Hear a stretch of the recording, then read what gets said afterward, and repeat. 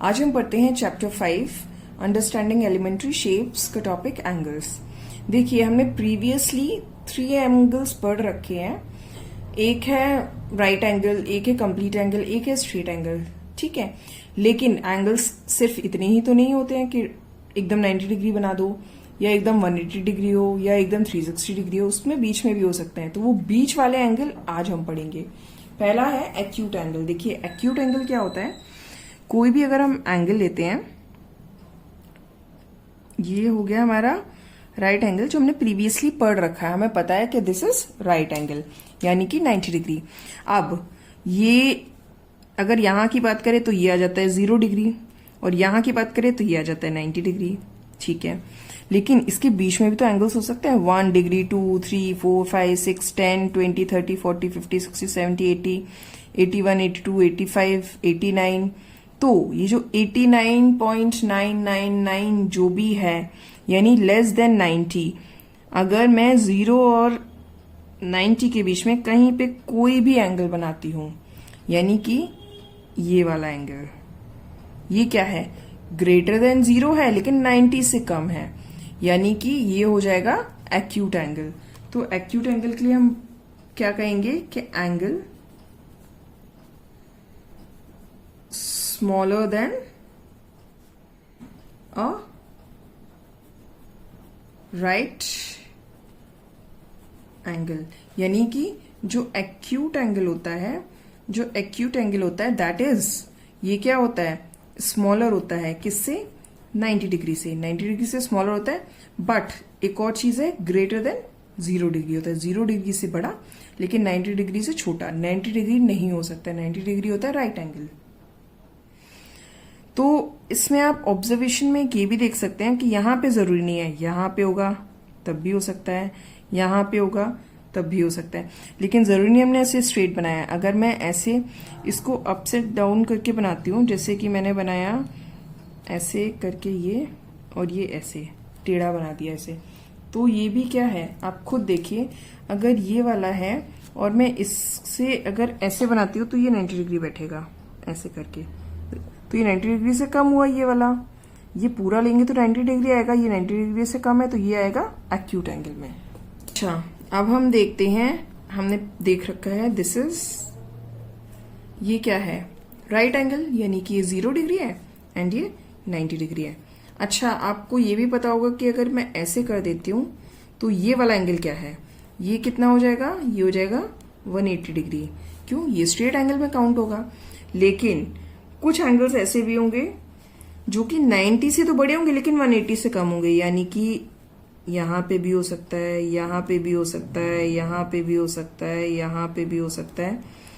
यहां से कोई भी एंगल आप ले लो जो कि 180 से कम होना चाहिए, लेकिन स्टार्ट तो 0 से करते हैं, एंगल हमेशा मेजर 0 से ही स्टार्ट करते हैं। तो 0 से तो ज्यादा है ही, 90 से भी ज्यादा होना चाहिए। 90 से कम होगा तो एक्यूट एंगल में आ जाएगा, जो अभी हमने पहले पढ़ा हुआ है। लेकिन अगर 90 से ज्यादा है और 180 से कम है तो ये आएगा ऑब्ट्यूस एंगल। उसको क्या बोलेंगे, ऑब्ट्यूस एंगल। तो क्या लिखेंगे, angle larger than a right angle and less then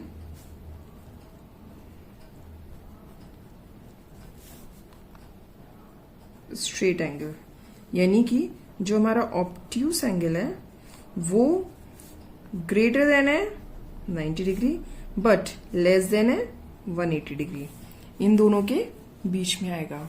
अब हम बनाते हैं जो अभी हमने बनाया था स्ट्रेट एंगल, जो कि है 0 से 180 डिग्री के बीच में।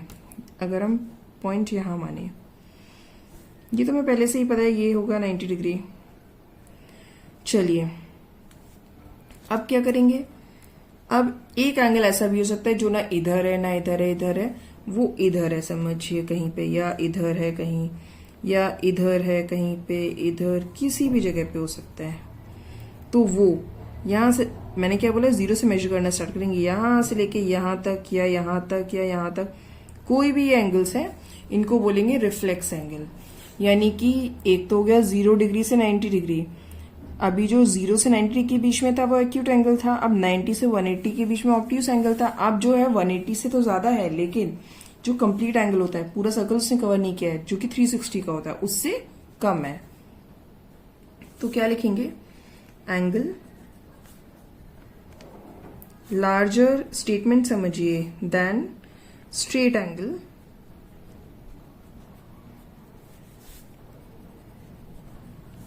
एंड लेस देन, किससे लेस होगा? Complete angle. यानी कि क्या बोलेंगे? Reflex angle. ये 360 से तो कम है, लेकिन 180 से ज्यादा है। चलिए अब हम जल्दी जल्दी से रिवीजन कर लेते हैं इस एंगल के बारे में हमने क्या पढ़ा है। जो सबसे कम है, मतलब 0 से 90 के बीच में, वो एक्यूट एंगल हो गया। अब जो 90 डिग्री है उसको राइट एंगल बोलते हैं। जो 90 से आगे बढ़ गया लेकिन 180 से कम है, उसको ऑब्ट्यूस एंगल बोलते हैं। अब जो 180 डिग्री हो गया उसको स्ट्रेट एंगल बोलेंगे, क्यों? 0 से 180 डिग्री स्ट्रेट लाइन खींची हुई है, इससे भी पता चल रहा है। अब लेकिन जो है 180 से बड़ा है लेकिन फुल कंप्लीट नहीं है, तो उसको बोलेंगे रिफ्लेक्स एंगल। अब जो कंप्लीट हो जाएगा यहाँ पे आ जाएगा, उसको बोलेंगे 360 डिग्री, यानी कि कंप्लीट एंगल। चलिए अब हमने एंगल्स तो पढ़ लिया है, लेकिन हमने ये देख लिया है कि 0 से 90 के बीच में एक्यूट एंगल होगा, 90 से 180 के बीच में ऑब्ट्यूस एंगल होगा, या उससे बड़ा होगा, कोई भी एंगल है। लेकिन उसको हम मेजर कैसे करेंगे, उसको बनाएंगे कैसे, उसको चेक कैसे करेंगे, देखेंगे कैसे, अब हम वो देखते हैं। देखिए समझिए, मैंने कोई ऐसी एक स्ट्रेट लाइन खींच दी है, ये रही, ठीक है। अगर मैं बोलूं, पहले हम बनाना भी सीख लेते हैं, फिर मेजर करना भी सीख लेंगे।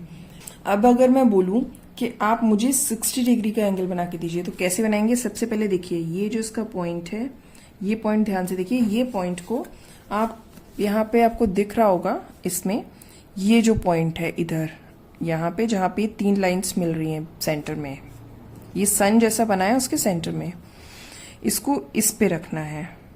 ये जो पॉइंट है इसको इस पॉइंट पे रखना है, और इस लाइन को इस लाइन से कोलाइड कराना है, यानी इसके ऊपर रखना है। एग्जैक्टली ऐसे नहीं रखेंगे, टेढ़ी हो जाएगी लाइन, देखिए, इसको एग्जैक्टली ऐसे रखना है, ठीक है। अब अगर मुझे बनाना है 60 डिग्री का एंगल, देखिए 0 कहाँ लिखा है? ये 0 यहाँ से स्टार्ट है, 0, 10, 20। ऊपर वाली लाइन अभी नहीं देखनी है, ऊपर वाली जब इस साइड से बनाएंगे, देखिए 0 इधर है, इधर से बनाएंगे तो इधर ऊपर वाली देखेंगे, और नीचे वाली कब देखेंगे? जब 0 को हम इधर ले रहे हैं, ठीक है। तो यहाँ 0, 10, 20, 30, 40, 50, 60, 60 60 के एकदम सीधे हम यहाँ पे रख देंगे पॉइंट, देखिए रख दिया। अब हटाएंगे, देखिए पॉइंट है, अब इस पॉइंट को इधर से ज्वाइंट कर देंगे। अब ये याद रखिएगा, मैंने तो पेन से बनाया है, आपको पेंसिल से बनाना है, लेकिन वो भी शार्प पेंसिल से। तो ये कितना हो गया? ये हो गया हमारा 60 डिग्री। अब इसी में मैं आपको बना के दिखाती हूँ। अगर बोलते हैं 90 डिग्री बनाना है, तो इसी में ऐसे रखेंगे, देखिए 90 डिग्री तो बीच में, चाहे इधर से लें चाहे इधर से लें, 90 डिग्री एक ही लिखा है, यहाँ बीच में यहाँ पे ऐसे लाइन करेंगे, और इसको देखिए रे बनाना है, मैंने रे बनाया है ऐसे करके, ऐसे। तो ये क्या हो गया हमारा? दिस इज 90 डिग्री, ठीक है, ये पूरा हो गया 90 डिग्री। अब इसी में अगर आता है कि 120 डिग्री बनाइए, तो कैसे बनाएंगे? फिर से ऐसे रखेंगे इसी कॉर्नर पे, और 120 ऊपर वाला लाइन मत देखना गलती से भी, क्योंकि हमने 0 यहाँ से स्टार्ट किया है, तो इसीलिए नीचे वाली लाइन देखेंगे। यहाँ 90 आ गया, 10, 110 एंड 120, तो 120 यहाँ पे पॉइंट रखेंगे, फिर इसको और इसको हम मिला देंगे, तो ये हो गया हमारा 120। तो जो ये हो गया पूरा, दिस इज 120 डिग्री, ओके। चलिए अब हमने एंगल बनाना तो सीख लिया है। अगर अब मैं ऐसे रैंडमली कोई भी एक एंगल बनाती हूँ, समझिए ये क्वेश्चन में दिया है आपको एग्जाम में कि आपको इसको मेजर करके लिखिए कि कितना एंगल है। हम यहाँ इसको मेजर कैसे करेंगे? इसको रखेंगे ऐसे, स्केल को, इसका ये जो प्रोटेक्टर है इसको, नॉट स्केल, इसका ये वाला इस पे कोलाइड कराएंगे, ये देखिए ऐसे ऐसे कोलाइड करा दिया, और ये लाइन को भी कोलाइड कराना है, ठीक है। अब हम इसको ध्यान से मेजर करेंगे। आप देखिए ये निकल रहा है यहाँ 50 डिग्रीज पे, आपको दिख रहा होगा ये 50 डिग्री पे निकल रहा है। तो ये एंगल क्या हो गया 50। ऊपर वाला नहीं देखेंगे, 130 नहीं होगा क्योंकि 0 हमने यहाँ पे कोलाइड कराया है, तो ये हो गया 50 डिग्री। तो ये एंगल कितना हो गया 50 डिग्रीज का। चलिए समझो एग्जाम में आपको ये वाला दे दिया है, आप कह रहे हैं कि यहाँ पे स्ट्रेट लाइन बार बार खींची है तो इजी होता है, इसको कैसे मेजर करेंगे, इसको हम कैसे नापेंगे कि ये कितना डिग्री है। कुछ नहीं है, इसको आपको कोलाइड, ये जो आपको पॉइंट दिख रहा है इसको आपको इससे कोलाइड कराना है, यहाँ पे ये जो है इससे, और ये लाइन को इस लाइन के ऊपर कोलाइड कराना है, ये वाली जो नीचे लाइन है। चलिए इस पॉइंट को, और देखिए मैंने ऐसे कोलाइड करा दिया। अगर आप आगे पीछे गलत हल्का सा भी हुआ तो पूरा रॉन्ग हो जाएगा। अब यहाँ पे आप इसको ध्यान से देखिए, ये 40 है, ये 50 है, इसके बीच में यहाँ पे जहाँ पे 5 होगा वहां पे भी थोड़ा मोटा लाइन होगा, तो हमें ध्यान से देखने पे पता चल रहा है। ये देखिए ये 45 का है, ठीक है, ये 40 है, ये 50 है, ये 45 हो गया। अब हमने इस पे जब कोलाइड कराया है इसको, तो ये आ रहा है हमारा 45 पे, तो ये एंगल कितना हो जाता है 45 डिग्रीज। अब हमें दिया हुआ एंगल मेजर करना भी आ गया और एंगल बनाना भी आ गया। अब हम देख लेते हैं परपेंडिकुलर लाइंस। परपेंडिकुलर लाइंस क्या होता है? परपेंडिकुलर यानी कि जो दो लाइंस आपस में 90 डिग्री का एंगल बना रही है, यानी राइट एंगल बना रही है, उनको कहते हैं परपेंडिकुलर लाइंस, यानी कि एक दूसरे पे एकदम सीधे। जैसे ये एक पेन है and this is other pen, तो एकदम सीधे अगर मैं खड़ी कर देती हूँ, देखिए ऐसे, ये एक पेन है, इसके एकदम सीधा दूसरा, मतलब ये लाइन इसके ऊपर खड़ी है कि नहीं, एकदम खड़े हम कैसे होते हैं, परपेंडिकुलर खड़े होते हैं जमीन पे, ये वैसे ही समझिए। ये लाइन है, इस पे एकदम सीधा खड़ा है, ऐसे करके खड़ेंगे, ये खड़ा नहीं होता है, खड़ा एकदम सीधा होगा। जब ये स्टैंडिंग पोजीशन में होगा उसको कहेंगे परपेंडिकुलर लाइंस, यानी ये लाइन इस लाइन के परपेंडिकुलर है, या बोलो ये लाइन इस लाइन के परपेंडिकुलर है, क्योंकि ये दोनों आपस में एक दूसरे को 90 डिग्री एंगल बना रही हैं। तो क्या लिखा है, when two lines intersect, मतलब क्रॉस करती हैं, and the angle between them is a right angle, और उनके बीच में जो एंगल बनता है वो राइट एंगल है, देखिए एकदम स्ट्रेट क्रॉस कर रही है एक दूसरे को, then the lines are perpendicular, तो उन लाइंस को क्या बोलेंगे, परपेंडिकुलर। तो यहाँ पे कौन किसका परपेंडिकुलर है ये आप ध्यान से देखिए। हम क्या बोल सकते हैं, हेयर इस डायग्राम में जो एन एम है, एन एम वो क्या है, परपेंडिकुलर है किसके, ए बी के। ये परपेंडिकुलर का सिंबल है, ऐसे करके जैसे जो होता है वही सिंबल बन जाता है, ठीक है। तो ए बी के एम एन परपेंडिकुलर है। या हम ये भी बोल सकते हैं कि जो लाइन है एल, इसके B M is perpendicular to line L, ठीक है। हाँ, अगर अब इसमें ध्यान से देखिए, अगर ये एम जो है बीच में है किसके, ए एंड बी के, अगर ये जो लाइन एल है अगर वो ए बी को बीच से काट रही है, यानी कि इसको यहां मैं बीच से काटू, ठीक है, तो ये जो अगर बीच से कोई लाइन काट रही है, जैसे कि इस लाइन ने, इस लाइन एल ने ए बी को बीच से काटा, कहां पे, एम पे, तो एम को क्या बोलेंगे, मिड पॉइंट। किसका मिड पॉइंट, यानी ए बी का एम हो गया मिड पॉइंट, ठीक है। और ये जो एम एन हो गया, इस एम एन को या एल को बोलो, ये जो पूरी लाइन है इसको हम एल नाम भी बोल सकते हैं, एम एन भी बोल सकते हैं। तो ये जो एम एन है वो परपेंडिकुलर तो है ही ए बी पे, लेकिन इसको बाइसेक्ट भी कर रही है। बाइसेक्ट मतलब बीच से काटना, ठीक है। तो एम एन को हम क्या बोल सकते हैं, ए बी का परपेंडिकुलर बाइसेक्टर। तो हम क्या लिख सकते हैं, इफ अगर M is mid point of A B, जो ए बी लाइन सेगमेंट है उसका अगर m जो है वो मिड पॉइंट है, एंड और क्या, N M is perpendicular to A B, और जो एन एम है ए बी का, मतलब ये परपेंडिकुलर भी है और बीच में भी आ रहा है परपेंडिकुलर, मतलब बीच में भी कट कर रहा है और स्टैंडिंग पे कट भी कर रहा है। तो क्या बोलेंगे, देन जो एम एन है वो क्या कर रहा है, बाइसेक्स, क्या कर रहा है, बाइसेक्ट कर रहा है ए बी को। जो एम एन है वो ए बी को क्या कर रहा है, बाइसेक्ट कर रहा है। आप ऐसे लिख सकते हैं,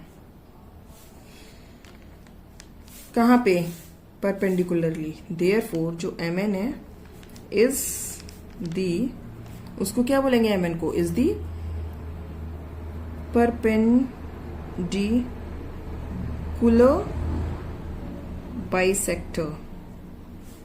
किसका? mn जो है वो परपेंडिकुलर बाइसेक्टर किसका है? ऑफ AB का। तो यहाँ पर ये कॉन्सेप्ट वाला सेशन खत्म होता है।